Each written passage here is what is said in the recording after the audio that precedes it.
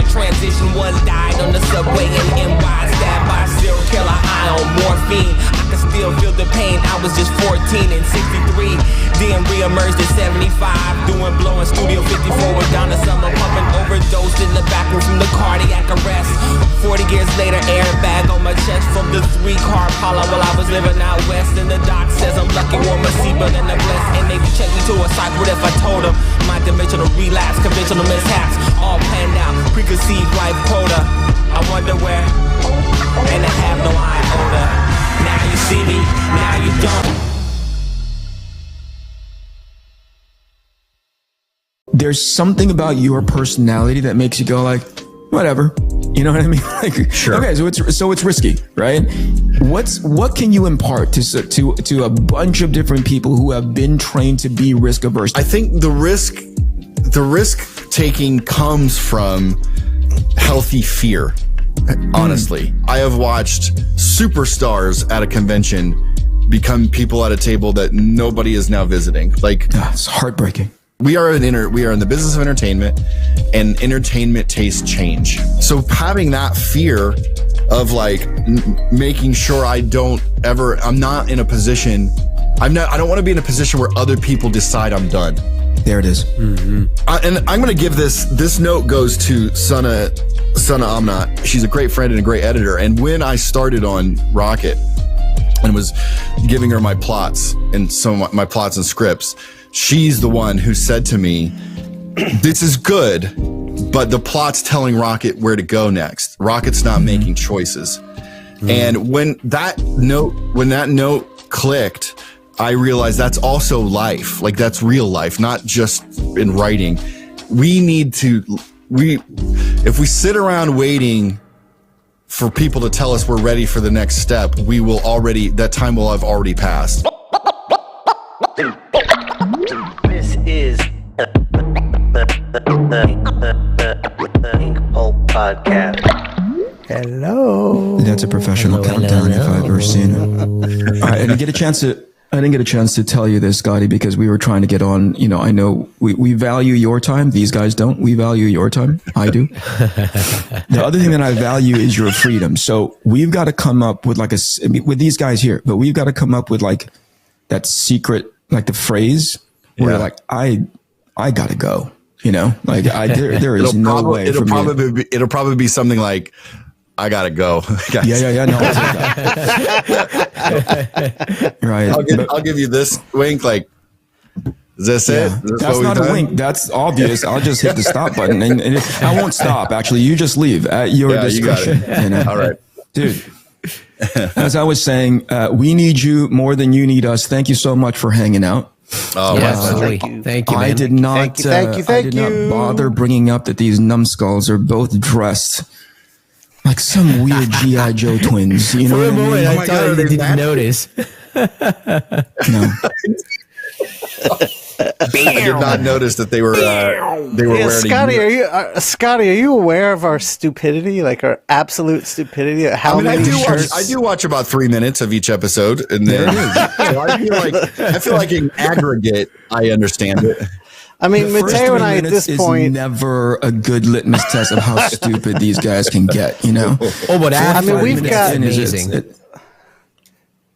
After the first 3 minutes, man. I wouldn't say amazing. All right, so let's maximize the 3 minutes of your attention span that I think it's going to be like the most super productive. Thanks for being here, man. Thank you thanks so for much. having me, guys. This is you and I have every time we catch up, which is every 5 years, I think.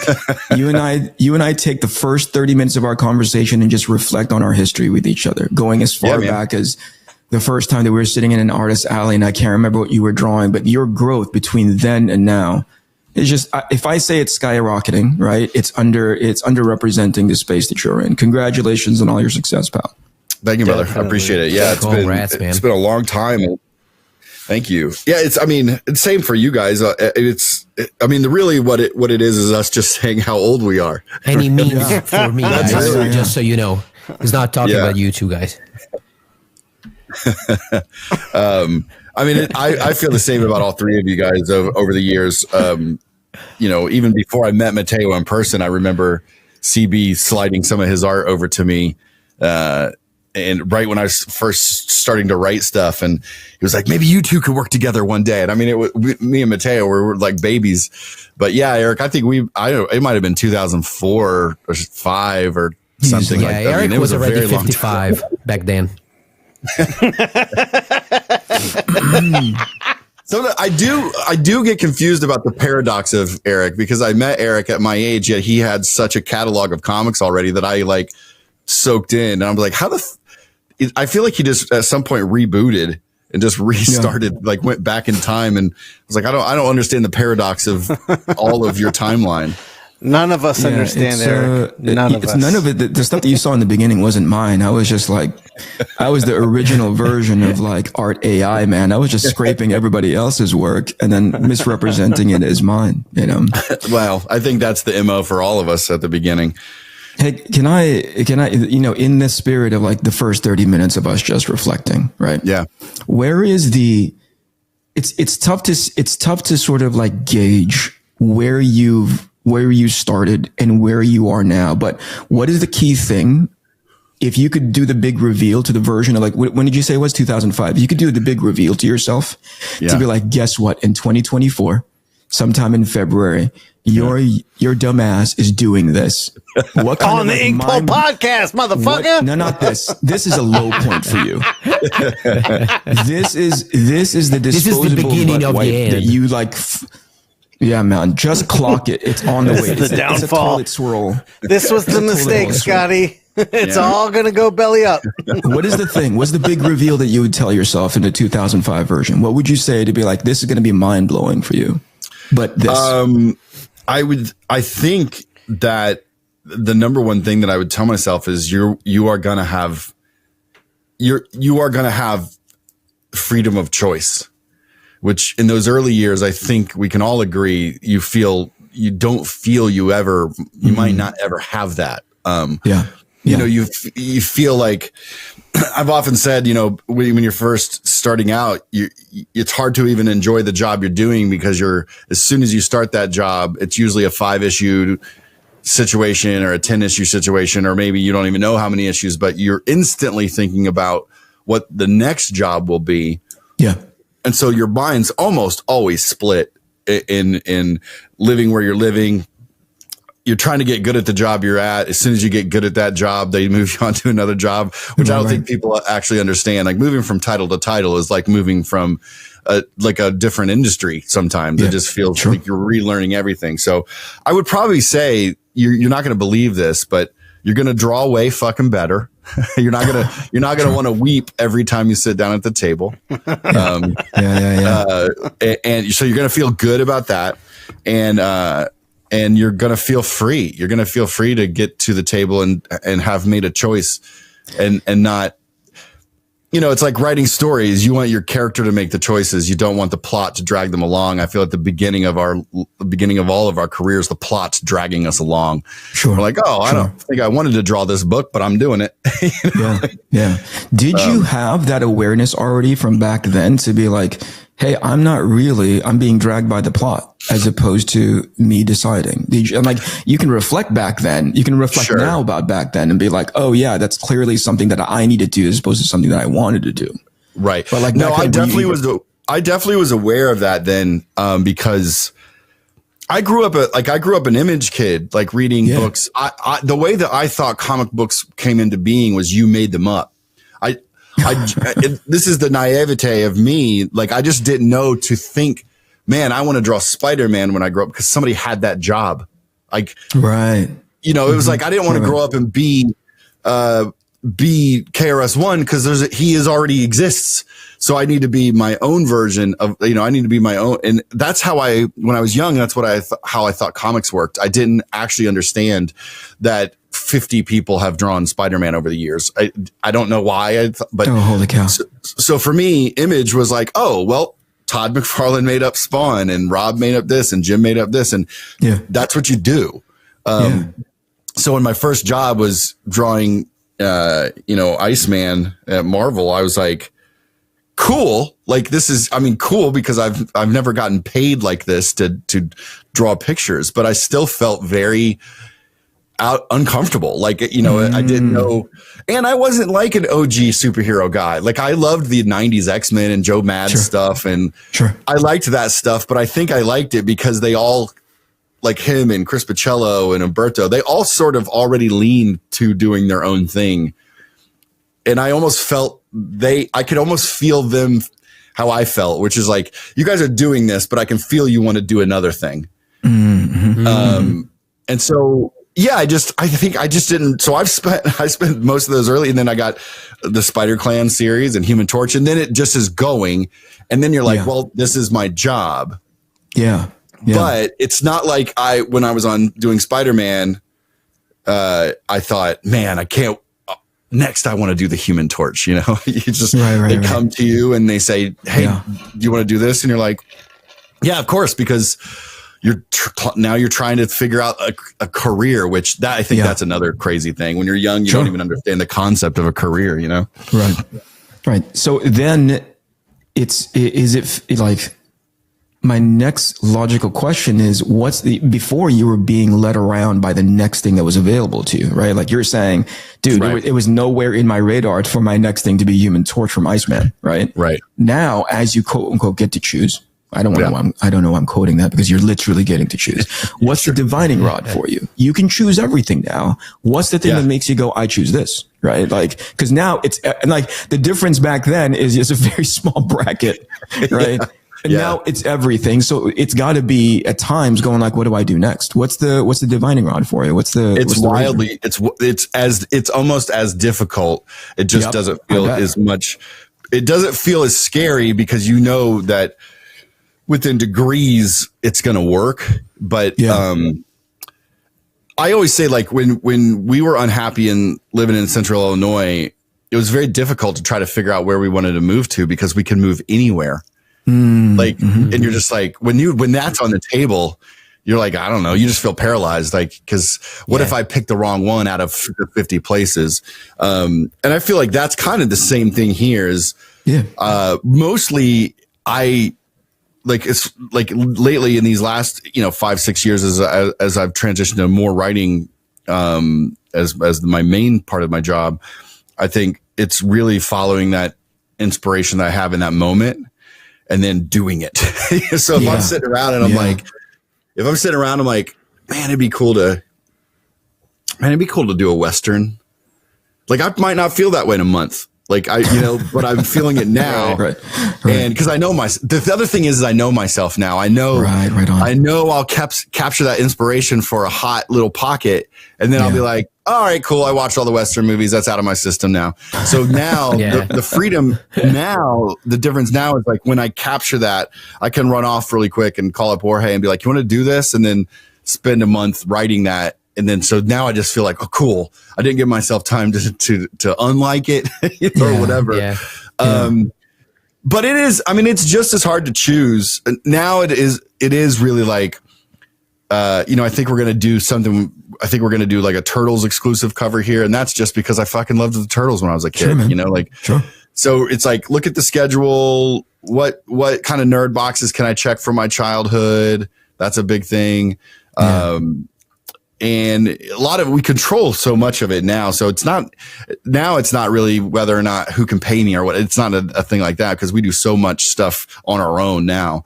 But I don't know. It's always changing. Dude, expand a little bit for the people who aren't aware, but they should be, right? When you say you're talking about. Here at my company, Stupid Fresh Mess is, about 3, almost 4 years ago now. I started to understand the convention circuit and making money there and figuring out how to sell product. And then I'd sell stuff from my website and I was doing all this, but it's very difficult to do that by yourself alongside of making these books. And then you start having kids and, I have two boys and, there's just not enough time to do a lot of this stuff. So I kind of paused my online stuff and about 2019, I had decided to stop kind of acting like I ran a lemonade stand and actually form a business, and have a plan and get risky and actually hire some people on and pay them before I knew if it was all going to work. So I brought one of my best friends, Megan Hodges, on to help. I mean, at the beginning, we kind of were like, okay, like you'll help me set up conventions and do this, and we'll ship prints or whatever. Like we'll sell a couple prints and original art, and you'll do some customer service, and it very, very quickly, you know, she kind of was able to come in, and she has a marketing and sales background, and could easily see, didn't know anything about our world. We talked about this last night, but I had to explain what a variant cover was, you know, like, and then very quickly her type A-ness just grabbed all the information, did all the research. And then, so we have set up, you know, Stupid Fresh Mess is the official company where we now are a retailer. So we can do our own retailer exclusive variants. We produce all types of products from custom. We work with local cool screen printing stuff to do like limited edition, hand numbered screen printing. We got t-shirts coming and hats, and we do a huge number now of retailer exclusives for Marvel, for Image Books, for our own books. We have a whole CGC situation that we do sweet. Now. Like instead of, you know, basically anytime if somebody would come to us and ask us to do like, hey, can you come and sign books? We were like, huh. And then we would just go and figure out how to do it on our own. So Stupid. When I say we, it's Stupid Fresh Mess. I mean, you guys can kind of see out there the rest of the building and the lounge area. We can't see stacks of boxes out there. Dude, congratulations on that. So here's the thing one of the bigger takeaways, and I don't think that most people in the comic book industry understand like the marketing of what it means to be sort of like self-sustaining, right? Like what you need to do. I mean, I was picking how the last time that we talked in earnest was like me 2 hours just going like, and then what, Skottie? Yeah, that was my conversation with you. It was like, and then what, you know? And I don't think people quite understand how to, you know, get out of the hat in hand. What can you do? What can I do for you next? As opposed to sort of like playing Uno with that and be like, now what can I do for you? Right. You know what I mean? Like, or what can you do for me? Right. So people never make that understanding their own brand and into the transition of like becoming self-sustaining, right? And becoming an industry unto themselves, right? You had a clear understanding of that. And that's something I've never asked you about was there a critical moment where you were like, wait a second, I'm the fucking Skottie Young, and now I can be a person. I can be an entity in of myself that just happens to deal with like client A, B, and C, you know? I'm trying to think if there was a defined moment. I mean, so my path was growing up, I didn't know how to get a job drawing comics. I didn't know it was a job, like I said. Sure. But so I was either going to be some sort of artist for a living or a rapper. Those were my two dreams. And honestly, like now, Skottie, sorry to interrupt, but I want to know, what is your rapper's name? I had Element. Element was my rapper name for, I think when I was a kid, it was like KB because like KB Toys, but I spelled it different. And you remember the toy soldier in the middle? Like, I redrew that, but as like a B-boy with his hat sideways. So even when I was a kid, I was already branding my rapper name. There it is. But I was so serious about it. And because of that, I really understood the concept. I mean, I made mixtapes and sold them at college campuses out of my backpack. And, so I understood the concept of trying to build a name, but it's so small incrementally at the beginning that you just are like, again, I guess being young helps because you don't understand the world. So you just leap into it. Yeah. And you're like, this is going to fucking work, you know? But I mean, right out of the gate, I think after, when the internet started and me and a bunch of dudes got together and made Lead Heavy, where we kind of pretended that we were a studio. Yeah, that was great. That helped, there was just a lot of acting as if, a lot of fronting, and then once that moved on and I started getting books, I started to realize like making relationships, like I think one of the biggest moves that I made to help start branding was becoming close with Jim McLaughlin and some of the people who ran the Wizard World conventions, because they started then making ads for me in Wizard to come see me I would do so many of their shows that I started having ads in there, like, come meet Skottie Young at Wizard World Dallas or Chicago or whatever. Yeah. That's when I kind of started to be like, like, how can I harness this fake baby celebrity? It's like a little baby celebrity situation and I'm aware of that. I think that's the key, is not buying into it, but looking at it. It's like winning awards. Like, you don't go like, this award tells me I'm great. This award is a thing that other people need, but I will take it and harness it. Like, I'll wield this weapon in the way that it will work, but I don't get home and start feeling like, well, I'm worthy because I got one and I'm not worthy if I didn't get one. The magazine stuff started to help a little bit with that, but I don't know that it really kicked in until this cover situation started happening in 2012. Wow. Which if people don't know, like the little Marvel covers, I always said, I can remember a conversation with Kari Andrews and Josh Middleton years ago at MegaCon. And I remember, like, there was so many artists that we loved, Adam Hughes and Travis Charest and all these artists that had stopped drawing interiors and just were doing covers. And I remember my young ass just being like, oh, they don't love the game anymore. Just bullshit. Like, just, and it's all just dumb kid insecurity of, and I was like, I could never just be a cover artist. Now, mostly I said that because I knew that I didn't have the juice to do it. Like, I was going to say, that's a lot of coke, man. Yeah. I was like, I didn't have the juice. I didn't have the skills to do it. I didn't have the name to sell covers, like any of this. And so I really never saw myself ever transitioning to any sort of cover artist thing.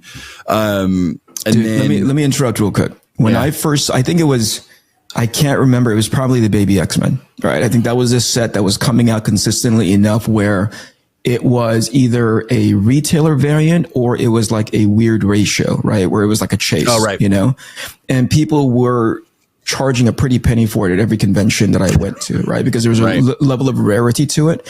It wasn't that. It was when I saw what you were doing, and I say this with all due fucking respect. I'm like, this fucking piece of shit. That was the word. That was the phrase that came into my head, because I'm like, oh, he's got it. You know what I mean? Like, there was the Rubik's Cube of what, the button that you press and you unlocked it and you open the Rubik's Cube, and it was like, that's the success button, and I'm just going to keep pressing that button. So did you know that, Skottie, when like this was all calculated? Like you saw. Well, let's let him answer, Mr. I'm telling you he knew. I'm fucking telling you he knew. So here's the other thing too, right? I don't know how many multiple times that you've said things that I saw in the corner, even with a 1.5 second delay. Mateo was fucking vibrating. You said things like successful cover artist, and Mateo's like, oh, please let Skottie not take only a that, breath so it's I more can specific also than that. discuss. You said TMNT cover, and I'm doing one right now. So I was like, oh, I'm doing one too. Of course you are. That's one. The other one is when you started talking about, like, storytelling and how what do you call it? How, in story, when, you're kind of sitting there and letting the plot drag you. And then the other version where it's like, you're letting the character, move the plot along. There was a big question mark over both of these bozos' heads. We're like, we're barely trying to write stuff. You know what I mean? We don't know what you're talking about. So I think a couple of times I'm like, I think if there was a break in conversation, there would be a dial tone signal in that particular case. Or Mateo 3 or 4 times, dude, like I could tell, like the leg went down from the couch, right? He was sitting super comfortable. And as soon as you said cover artist, the leg went down and he leaned into the microphone. And I was like, Skottie, please don't stop talking, because I don't want to hear another fucking thing about Mateo talking about the most recent cover that he's doing, man.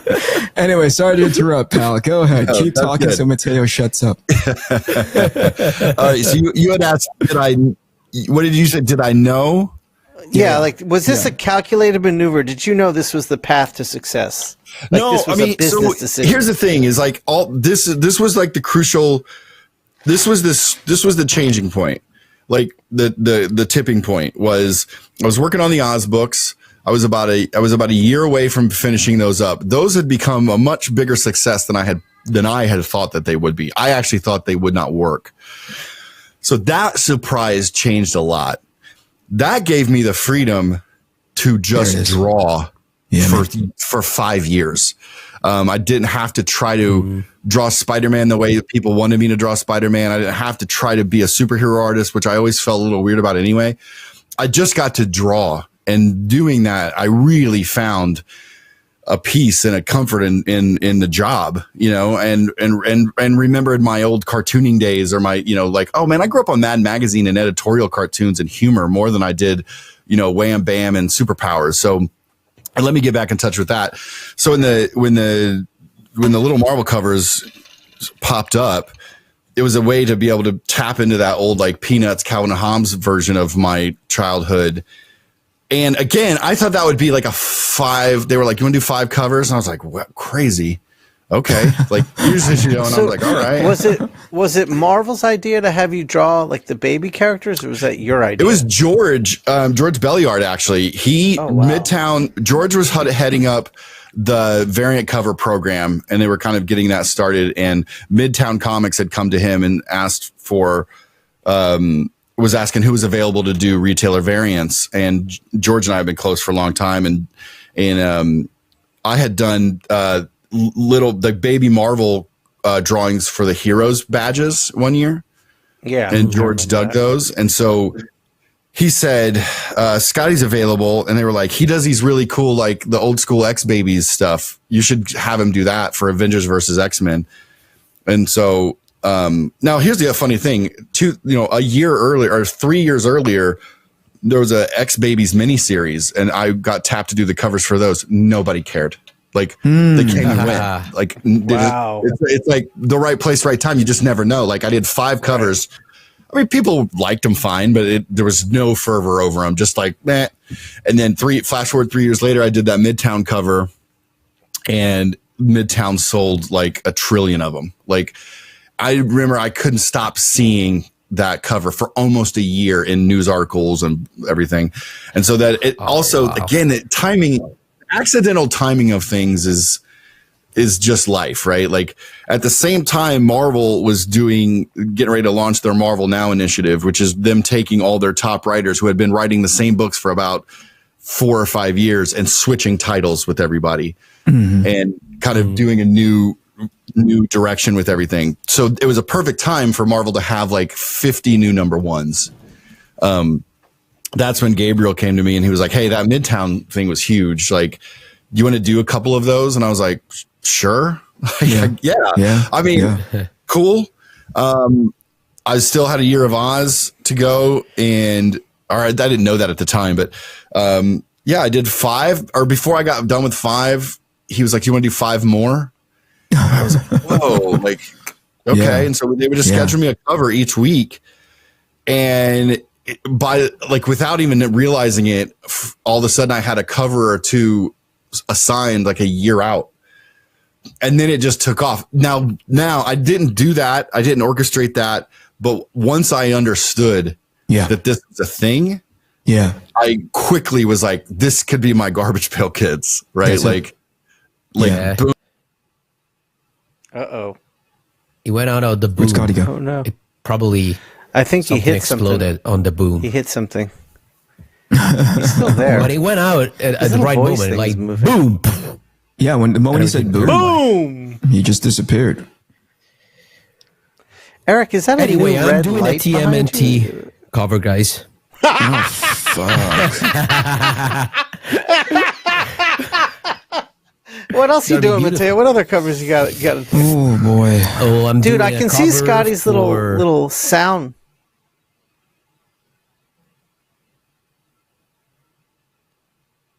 Let's stay silent until he comes back. Yeah. No, I can see his sound moving, so he's talking, but we're not seeing something's happening on his end that knocked him out. So we're just going to have to stretch until then. Talk about your Teenage Mutant Ninja Turtles cover. Is that a new lighting? It's going to be beautiful, first of all. And then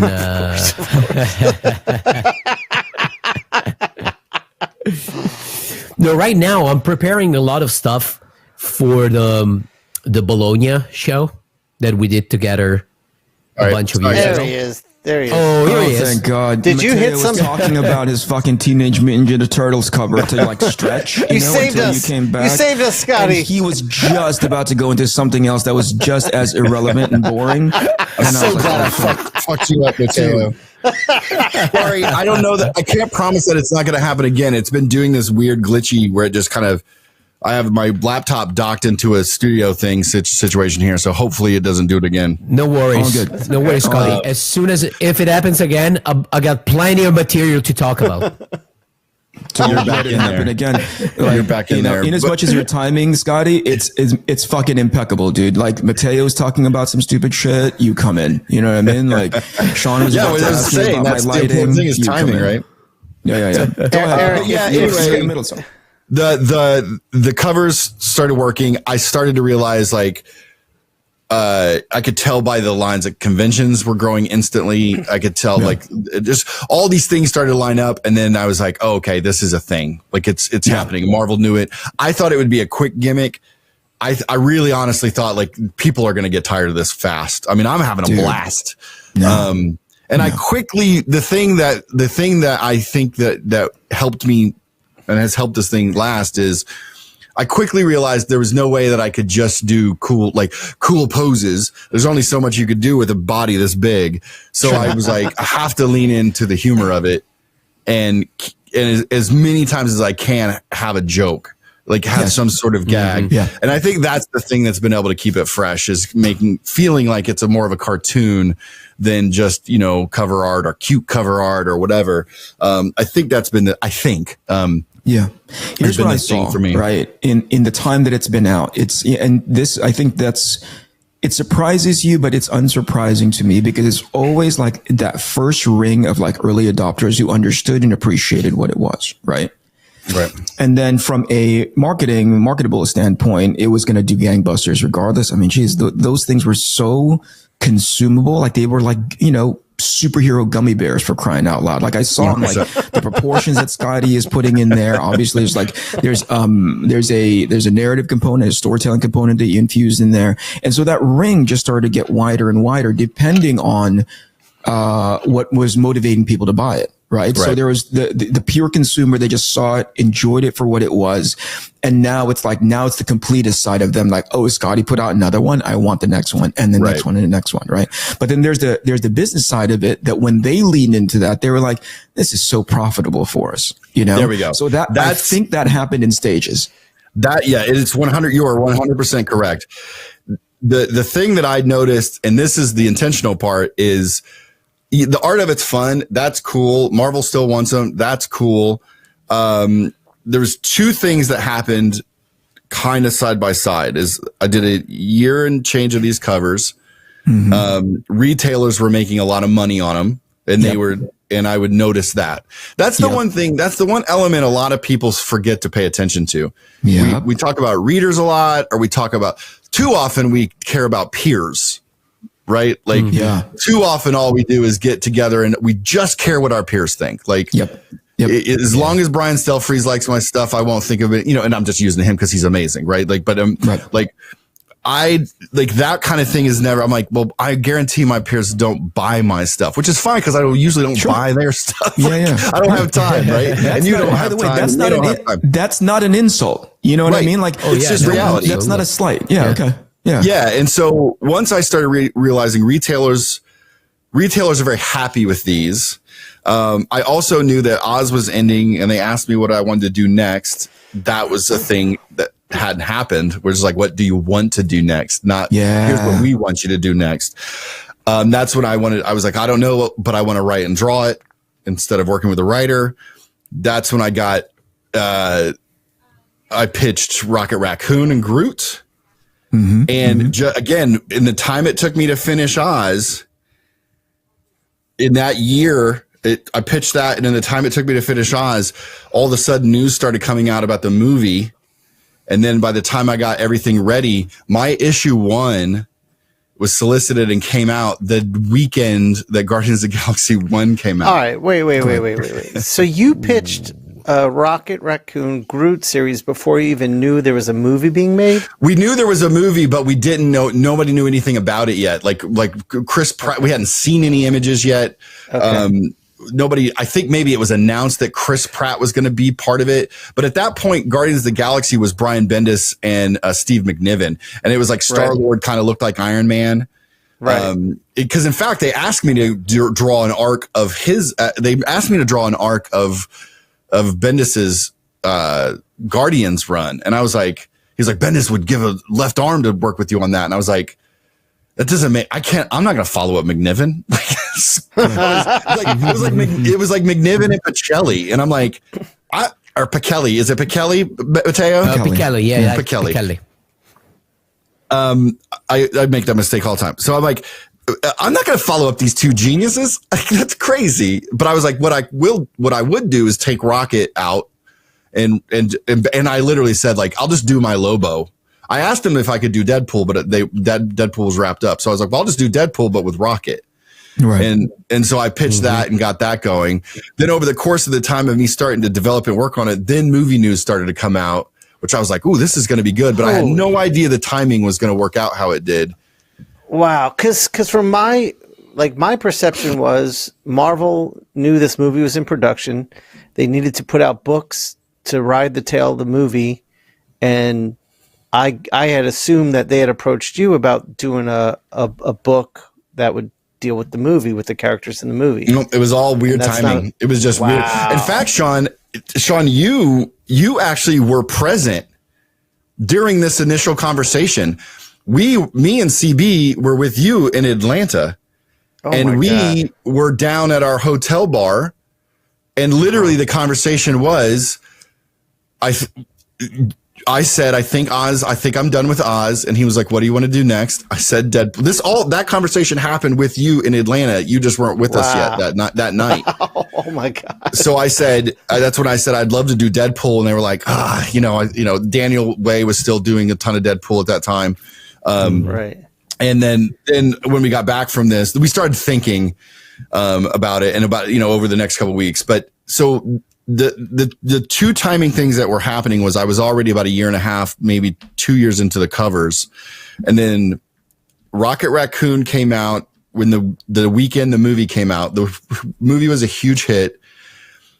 Loot Crate started that year. And my Rocket Raccoon #1 was the first comic given away in a Loot Crate box. My comic sold about 400,000 copies that year. Oh my fucking shit. So all of a sudden, my covers are making retailers money, Rocket's making retailers money, and retailers are like, Sky is cool. All right, let's repeat that. Let's repeat the amount of copies here, because I think Matteo needs to hear it again just to humble him a touch more. Now listen, I'm going to clown on Matteo as well, but Matteo has sold a shitload of comics, by the way. I know Matteo's numbers as well. I was chasing those motherfuckers when I first got to. I was like, I got to get some of these Black Science numbers. Jesus. Black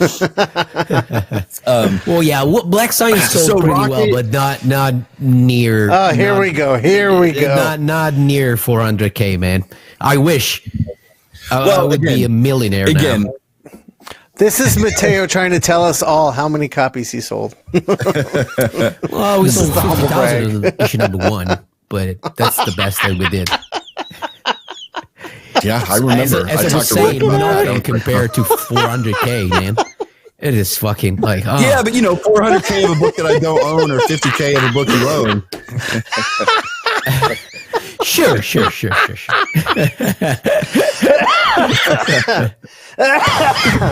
But again, it's all right place, right time, and that's accidental. Like, you don't orchestrate. That's not. I feel like life is just like paying attention, and then when shit pops up, like jumping in, ready or not, and just seeing what happens. Luckily, agree. Yeah, go ahead.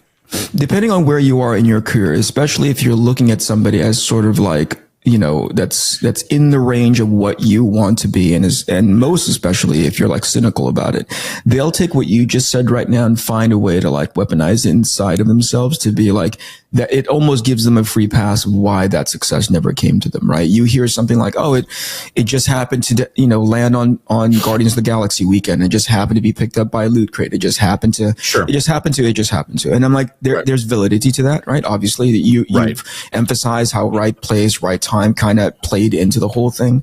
But what I want to help sort of like highlight is that it takes an industrious mind, similar to you when you're like, when I want to be a rapper, I needed to understand what my branding needed to be, right? You were like putting KB Toy Store because you understood, hey, there's something that's associated with that.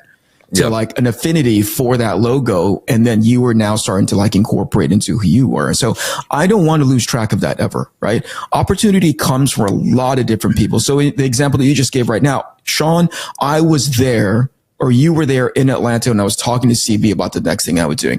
Your industrious mindset, okay, great, let it be Deadpool, but if not Deadpool, then definitely Rocket Raccoon and Groot, right? Right. Shawn was in that same conversation, but he said, fuck this shit, I'm going to go do some blow, right?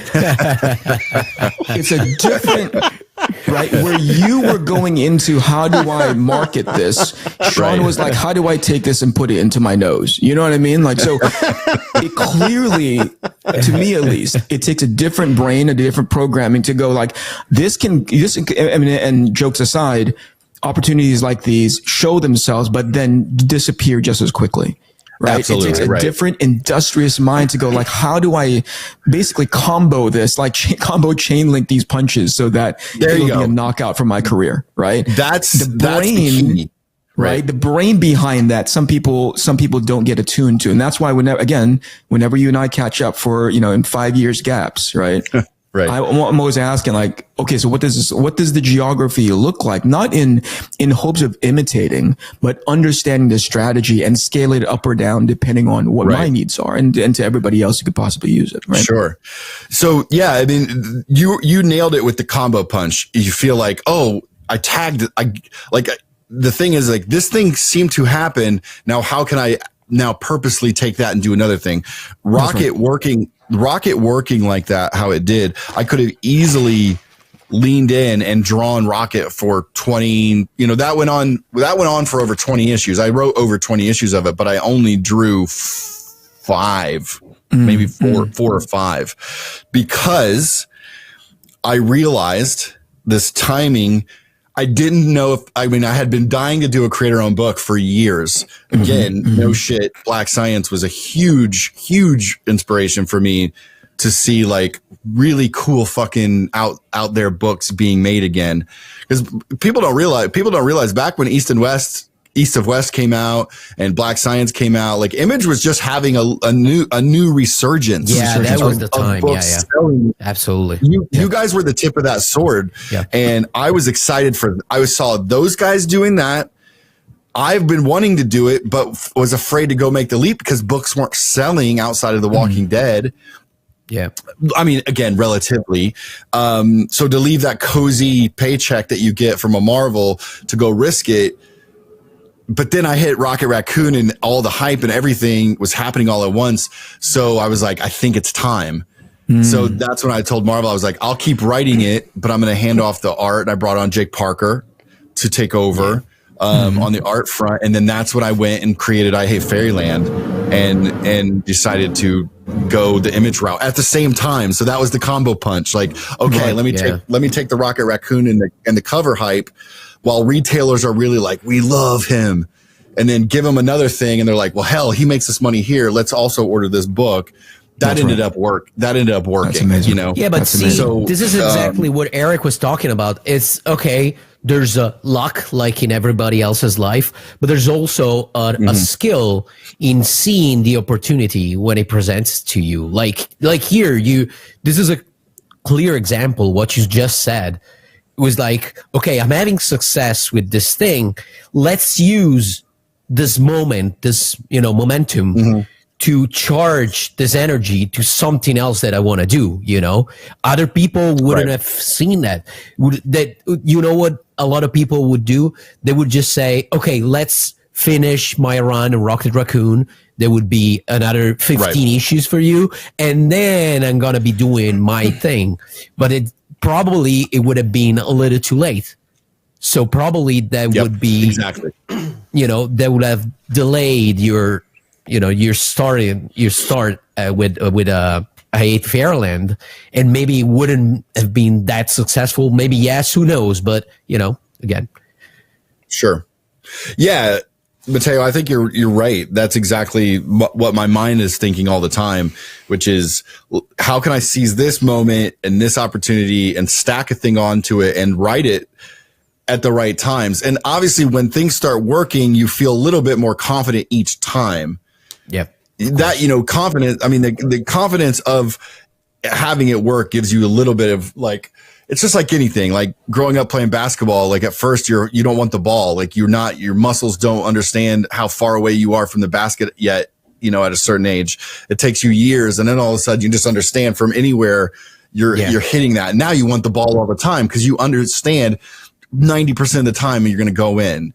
I just feel like that's just any of us and any sort of pursuit in our lives is once we feel a little bit more confident in the potential success of a thing, then we can start kind of like doing that beautiful mind thing where you're like, oh shit, this thing's happening. Now the equation's popping up in my head, which is where the next step and where the company part comes in is I went from just Fairyland and then realized like, oh shit, this creator owned thing's working. But if I just write and draw my own book, I'm going to do about 3 books in my whole lifetime because we all know, all 4 of us know how long it takes to draw a book. Yeah. Like it's a Herculean task that we're all ridiculously dumb for attempting it all the time. It's so hard.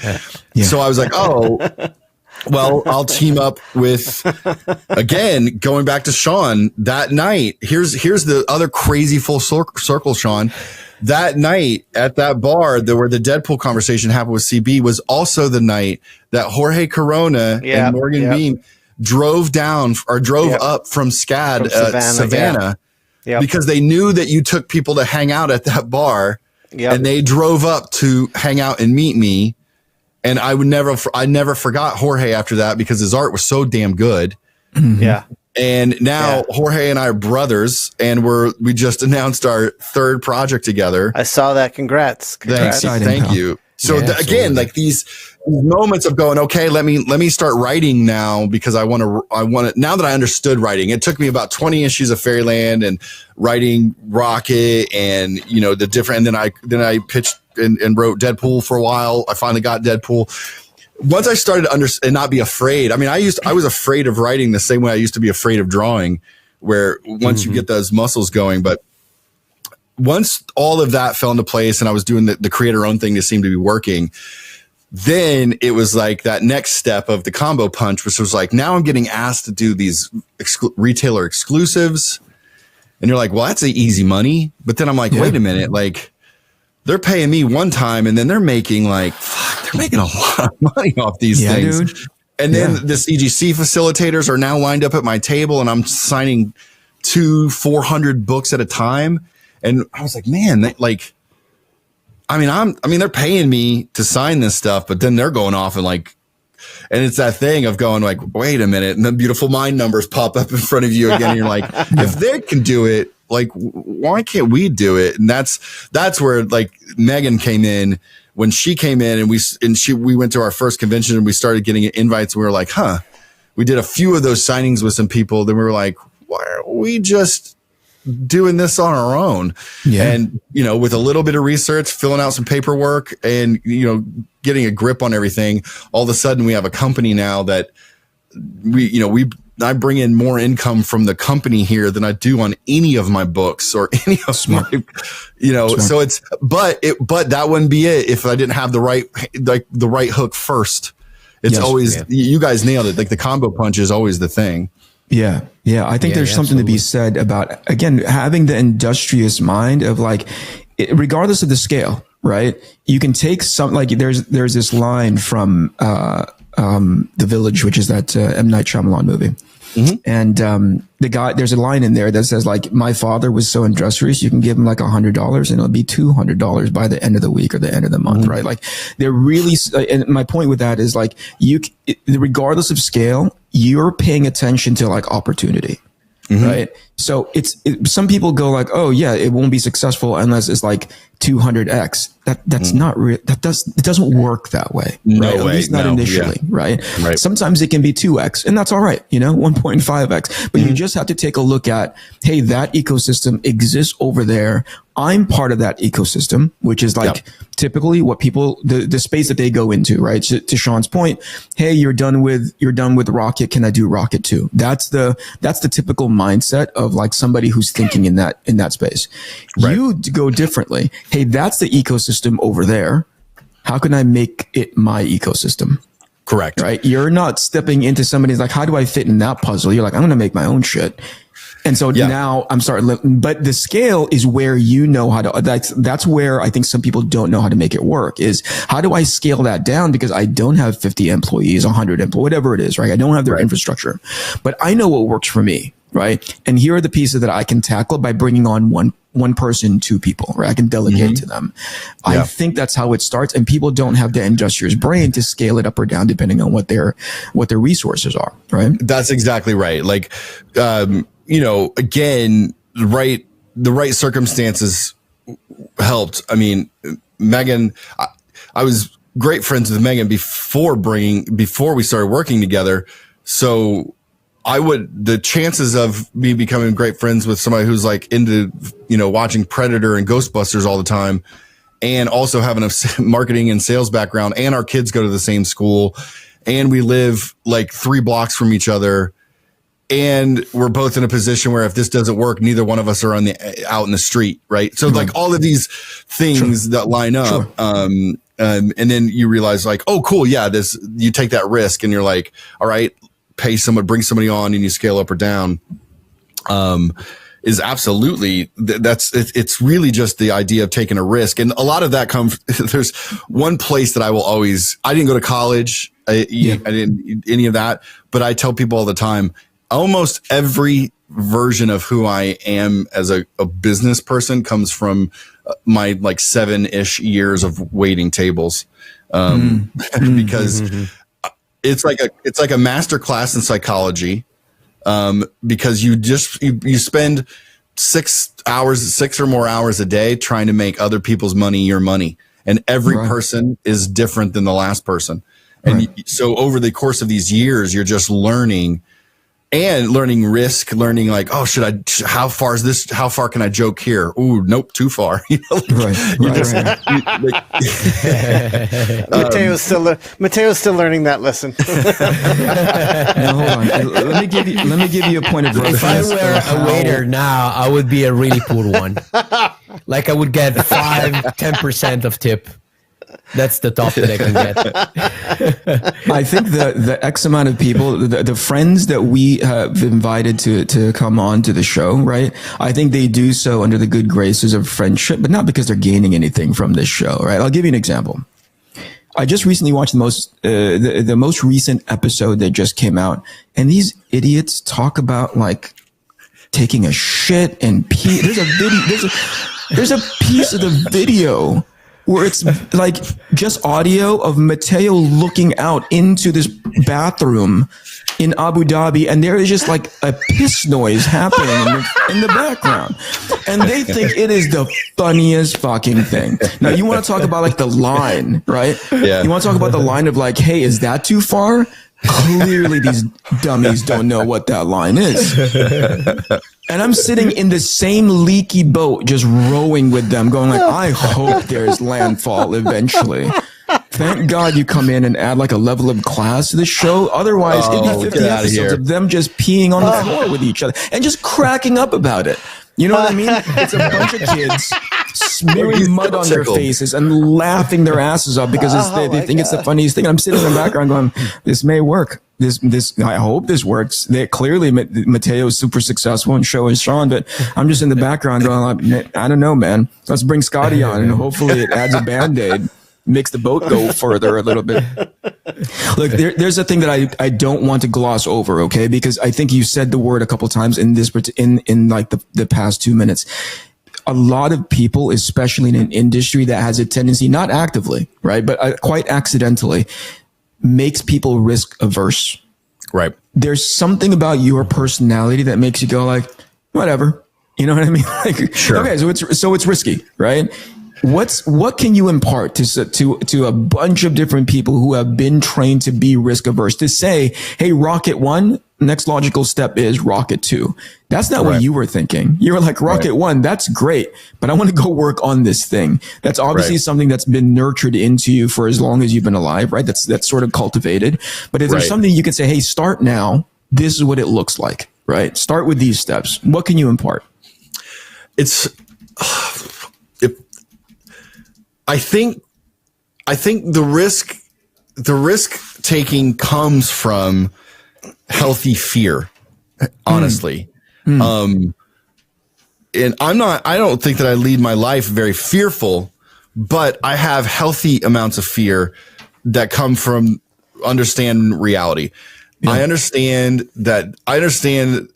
this business, and that at any point, if we have a favorite person, that favorite person is in a different stage of their career now. Meaning, I have watched superstars at a convention become people at a table that nobody is now visiting. Like, it's heartbreaking.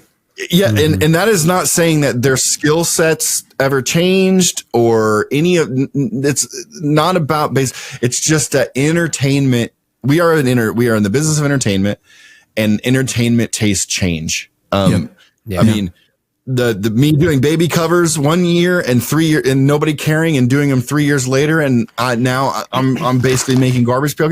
That is, you cannot predict how entertainment tastes can go. Yeah. So having that fear of like making sure I don't I'm not in a position. I don't want to be in a position where other people decide I'm done. There it is. That is, so the risk comes from, if nobody's telling me I'm done, and is it time to make another step up, or is it time for me to say I'm done? And, depending on that. And that's where I think it's again, and I'm going to give this note goes to Sana Amnat, my editor, and she's moved on to be vice president of all the world or whatever of Marvel Comics, and producer of Ms. Marvel.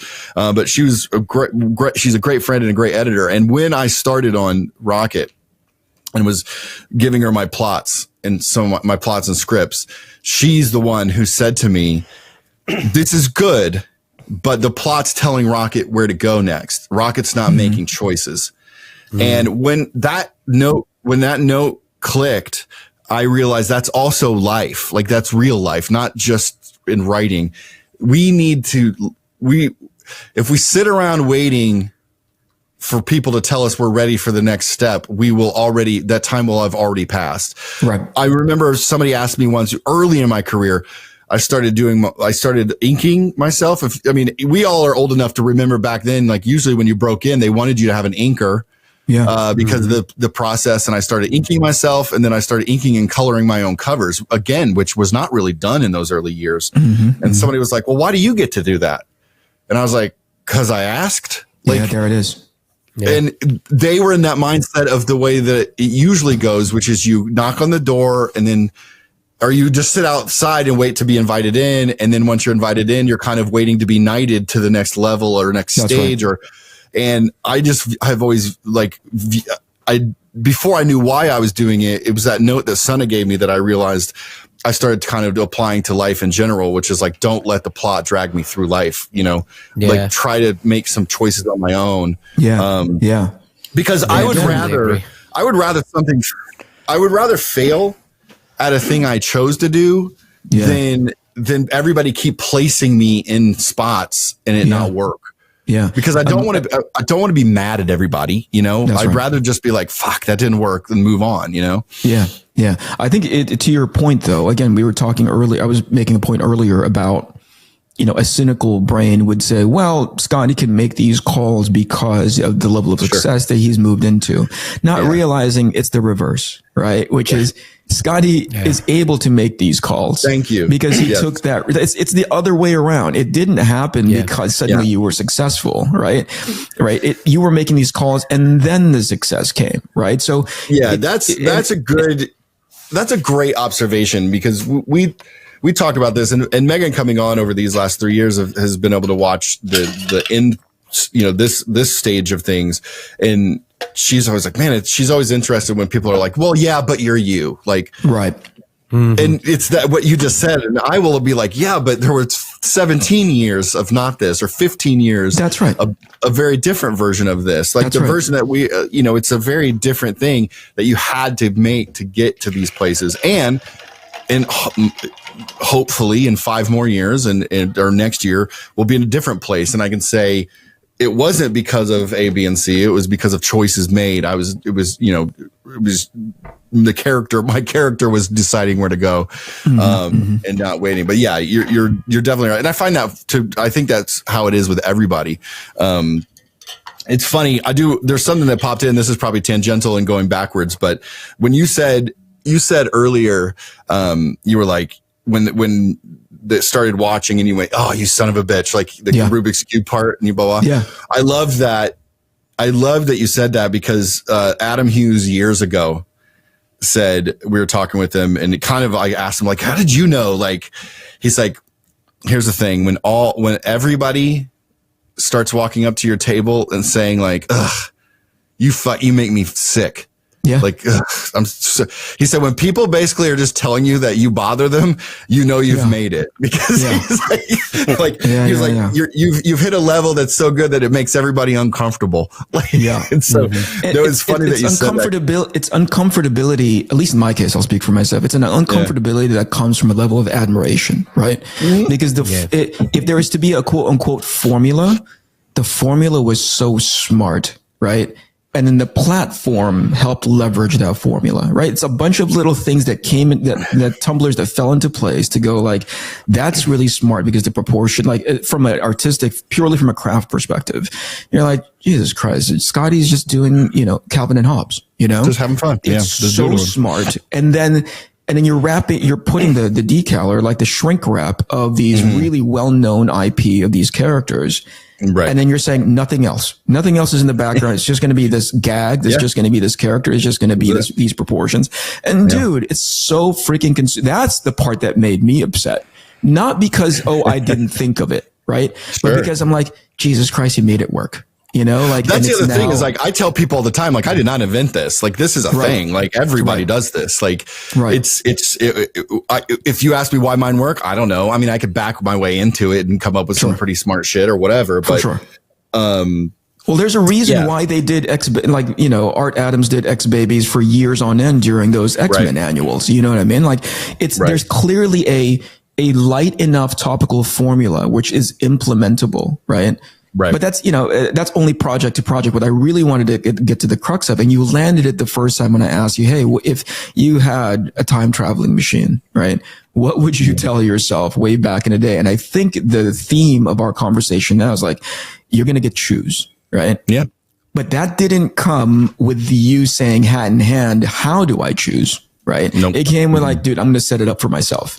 Yeah. And it's probably a ton to unpack. We've already crossed the hour mark of like, there's gotta be there's a version of you that says, I'm going to be not risk averse. Right.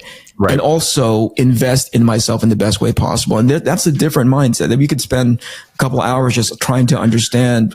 Dude, you proclaimed that you didn't have the best drafting skills back when you were drawing Iceman. Yeah. You proclaimed that you were learning everything on the job and you didn't know when the next thing comes. But every single part of you was like, I'm gonna do the things that I'm doing in the career trajectory of being able to choose for myself, right? And if there's anything I can impart that to people who are listening right now, like you said it right. You said it a few moments ago. It's better to choose for yourself, fail miserably, fall face first into something than failing because somebody else pulled the plug for you. That feels fucking awful. Yeah, you don't want to climb out of somebody else's hole. Like, if I made some holes and then I fall in it, I'm like, well, at least I made it. Like I know which notches to grab to try to climb my way out of it. But, it's definitely one of those things where you just try your best to set yourself up where go take the risk, make sure you don't have to spend everything on it. But, back in the day, I was like making comics, doing some character designs and animation, going to conventions, like just doing like 75 side hustles. So then when the risks came up, you're like, okay, I can take this. It's funny, right? Like the Image Comics guys, like anytime you watch like one of the documentaries, they're risk takers, but also each of them were millionaires. So you're like, well, I mean, if you were out in the street, you were all.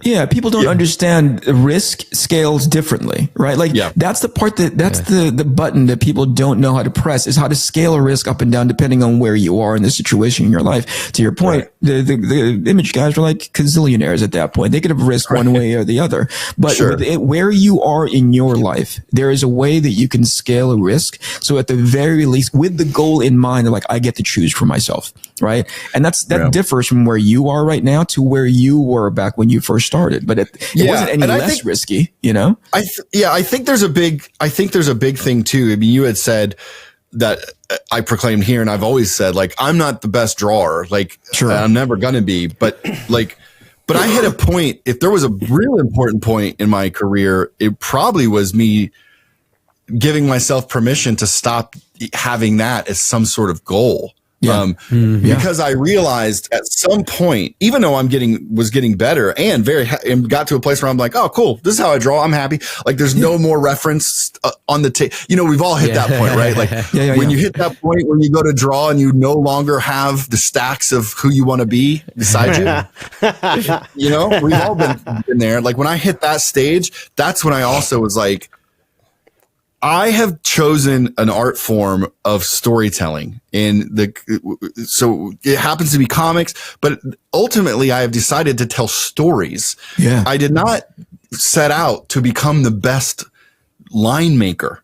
Sure. I feel like a lot of people in our world, a lot of our peers can get caught up in that part of it. So then there's not even enough time to get to the risk taking and career building because they're still focused on, I think, line making, which I love. Listen, I love to look at. It's awesome. Yeah. But there's a lot of other industries that you could probably go and crush it.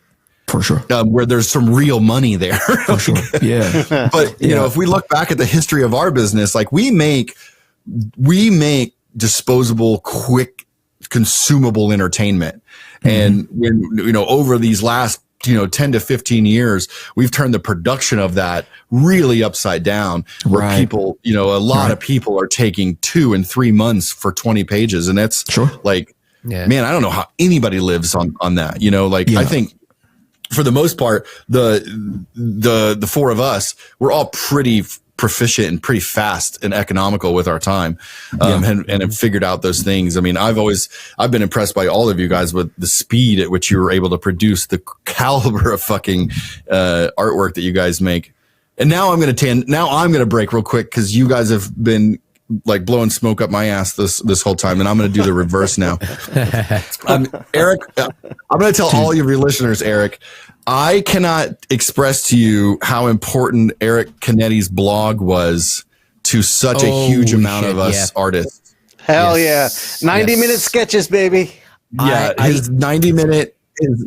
I wouldn't want to say it. I didn't want to say it, but if I look here comes into Eric. some of my hard drives, the old ones that you would attach to your computer, I think I still have a folder named Eric Canetti. We at least I have it. 300 or 500. I do. Like, Oh, the modest guy. The modest one. I also have the folder. The thing is, I have every image from his blog on a Dropbox folder. Yeah, that's what I did. I went back to the first drawing, and I started downloading, download. So I have like his production from whatever, same thing, 1915 when he was born to now. And that for me, that was such an important era of art sharing and learning for me. Again, I was just getting over the part of realizing like I could no longer fake it. Like I have faked my way into jobs, and now I'm really stuck. and I've got to get rid of some of these style things that I'm hiding behind and start learning how to fucking draw the figure and not just draw, but I think one thing that Eric, you always did, and I've been stealing it for fucking years. I mean, I think your blog at the height of it, you were like 2005, 2006, when you were just doing those 90 minutes, the one thing I took away was you always talked about narrative in an image, in one image, right? So that was one of my first big takeaways. And one of my favorite ways that you did it, which I just have fucking cribbed hard, is you always made it was like you were making a toy and then you added a little bit of a play set with it. You know what I'm saying? Like you never just did like a knight, you'd do a pillar and a little bit of grass and some pebbles. Sure. Yeah. So it'd be like, oh, if I bought that action figure, you don't want a whole building along with it, but you wanted one element to show this character exists in an environment. And you did that so frequently in every one that I was like, once I learned that, I was like, fuck, that's so smart. Like, Man, I mean, if you just go back sorry to interrupt, but it was cutting like the solid part of a character. Like if the character was like a half figure, it would literally cut the character leg at some point, like brutally, which would be something that people wouldn't do. Like they would let the character, the figure, till the end of the page. Instead, it would cut it just in half, just brutally, which nobody was doing back then. And now there's a lot of people that started using it after those years. Yeah. I mean, it was for me, it was illustration college because for many reasons, obviously the dynamic flavor of your lines and the storytelling, the narrative and everything, but also you fucking drew everybody. It was like, if I was like, I wonder how do people draw Cyclops? Well, you loved Cyclops. You drew Cyclops a lot. That was your guy. Yeah, that was an easy Slim, one. Yeah. That was your dude. But I was like, oh, I wonder how somebody draws Cable. Well, Eric has probably drawn Cable. Like, how do people? Oh, yeah, Eric's drawn Jurassic Park. Yeah, he's drawn. It was just no end to it, and it was so amazing to cycle through over those years where I was like. The other thing is it was during a period where you like Spotted Blacks. You were like intentionally got rid of them. Yeah. So there was like a real. For me, again, let's take a risk and not hide behind anything. And just go draw this shit. So when it looks bad, I can be like, why does this look bad? Like, why does it look wrong? Thank you. That's all very kind of you. I remember, I think my bigger takeaway was there was an era back then of art sharing that it's so difficult to recapture now or to rebuild now. Yeah. There was just something about, what's the best way I was talking to Shawn about this, where there is a passive way that we receive art now.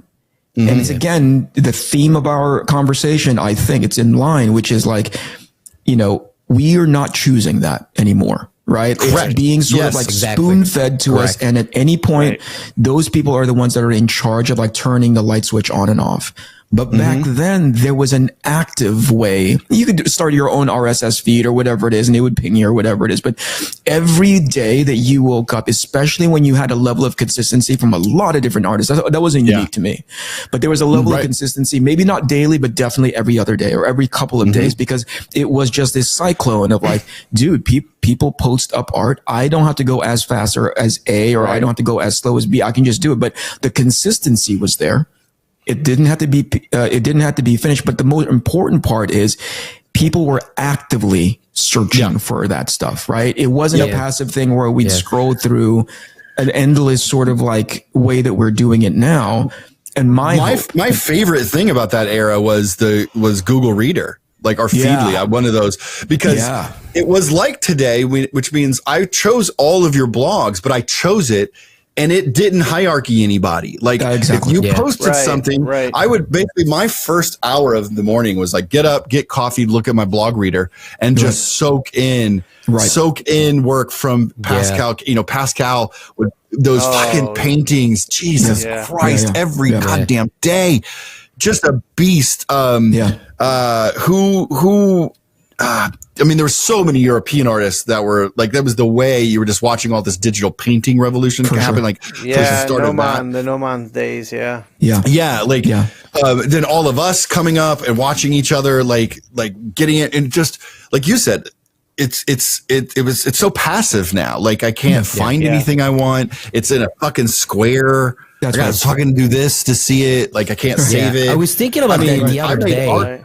Like, I was scrolling through Instagram, and like I ran into a piece by Andrew Robinson, not even the most recent one, but it was like a couple of weeks older, and I was like, I haven't seen his stuff for a while, and he's basically, if you ask me, is in at least my top 3, if not the best artist, like overall, and he never pops up in my feed, you know. And then I was thinking, like, I was scrolling through, and I kept seeing posts by this guy who's just a writer, an Italian writer that I don't give a fuck about, but it keeps being in my feed, and I keep asking myself, why do you think that I like, you know, this kind of things and not, you know, Andrew stuff, which I love and I wish I could see every day. So it's so fucked up, because probably this guy posts like every day, and he's got a lot of engagement. So the algorithm says, okay, this is the guy, we should push this guy, you know? And, and it's fucking annoying, man. Yeah. And I mean, I miss, like, yeah, go ahead, Shawn. I know, I was just going to say, I hate the algorithm, but now I'm finding a reason to love it, because it's annoying Mateo. The silver linings to everything. Skottie, I miss those days. You over, man. We are reaching into like 15 minutes over the hour that we're taking of your morning. I'm sure you're a super busy guy. If there is a big takeaway, and I want to help underline and make this bold, kids, you know, I'm in arm's length of 50, but kids now are going through this existential crisis of like, what do I do with my work? It seemed like we were, if not in the silver, definitely in the golden area of like art sharing, right? Like, they're running into this existential crisis of like, how do I stay relevant in this space? Is it yelling at people? Is it like starting drama? Is it like, you know, starting beef with, like, all of these things, or starting a YouTube channel, and that's starting to become inundated with like irrelevancy as well, completely by accident, not because truly it is, but because like there's so many people who are doing it. I think one of the things that you really have to take into heart, and you have to find a way to sort of like strategize around it, is to the theme of what you were talking about, is like, find a way to choose for yourself what success looks like, right? Find a way, right? And choose for yourself. Choose for yourself, believe in yourself, be self-aware, you know? I will say, like, one practical thing, like an actual actionable thing to take away for people that I would say is everybody needs to have a newsletter. Like, there you go. In a day where all the social media apps that we've all spent years and years and years like chasing, we wake up any given day and they change how we get to interact, or how people interact with us on it. The only things that we can do is make sure, kind of, again, in the spirit of Stupid Fresh Mess here, is own all your content. And newsletters is going to do that thing where you mentioned about earlier, which is, you know, you don't need to scale up 100 times right away, but the newsletter is a true way to start building. And it's the closest thing to the old school blog, it's the closest thing to the days where we came from. Yeah, because it's people saying, hey, I want to hear from you, right? In as much as you put it into your RSS feed. Stupid question, Skottie. Do you manage the newsletter yourself, or you have a person that does it for the Stupid Fresh Mess studio? It's split. Megan is runs all the, you know, sales announcements and exclusive cover releases and things like that, and then I do like the personal stuff. So it's like the personal anecdotes, or if a cover's coming out and I have a real good, a good story with it. But we're split up pretty. I mean, she probably does heavier load on it because we're more often than not sending out stuff like, here's a new cover drop, here's some new stuff or whatever. But I still have to. It's very important to still be a part of it yourself, because that's it. Everybody still wants to connect with, they want a real connection, and they can tell when there's a wall between you and them. Yeah. Absolutely. I was just about to commend you for, man, it's clear that you do your own live streaming and interacting with your guests, right? Because you can talk, and I love it. Right. And I was about to commend you on like being so interesting and engaging that neither of these guys did talking. Oh, yeah. I was talking during this. Really mesmerized. I just wanted to hear more about it, about what he was saying. So I didn't have the time for my stupid jokes. Eric, that's the nicest way that anybody's ever said, Skottie, you talk too much. Usually people just say, Skottie, you talk too much. That's not it. You're actually saving. Like, have you like, there's been a couple of episodes where I couldn't join these guys who they've been left to their own devices. And Jesus fucking Christ, man. It's like, I've listened in just to see, like, these guys I gave them compliment. They got one episode right where I was like, good job, you dum-dums, like, good, you did it right. Here's a treat. But then there are 7 episodes preceding where I'm like, oh my freaking God. It's like basically when Eric leaves the podcast, it's like when the parents have to leave the house and leaving their kids for the first time in the house, and they don't know, or maybe not even the kids, the dogs, and they don't know if they're gonna, wreck the house apart. And every time they pray when they come dogs. back. You know what I mean? Just pooping all over the place and peeing on the couch. All right, Skottie. Dude, I'm going to hit the stop button, and then I'll tell you what happens next. Thanks for being on, buddy. Thank you so much for coming on. You guys. You guys are all awesome. All right, shut up. Inkpulp Podcast. Hey, guys. My new sketchbook, Dumb Shark, is finally out. That's great, Fratello. Congrats. Eric, what do you think? Wow, Mateo. This book has really changed how I think about art. The style, the details, the inking techniques, not to mention the colors. Everything on this book is off the chart. You are so far ahead of any other artist, especially me. I know I always say I don't like your Mr. Freeze book, but that's actually a lie. I was just jealous of your incredible talent because I love everything you do, and sadly, I know deep in my heart that I'll never be at your extraordinary level. You truly are the best artist on planet Earth. This book is a game changer, man. I think everyone out there should go and order Mateo's new art book, Dumb Shark, before it sells out. Gee willikers, Eric. That was an incredible endorsement. You really made me want to buy it. How can I get my hands on it? You can find it on www.essentialsequential.com, or if you're in Europe, you can order it on www.pulps.fr. Wow, Eric. I didn't know you were such a big fan of mine. Thank you. I really don't need to add anything else. You said it all.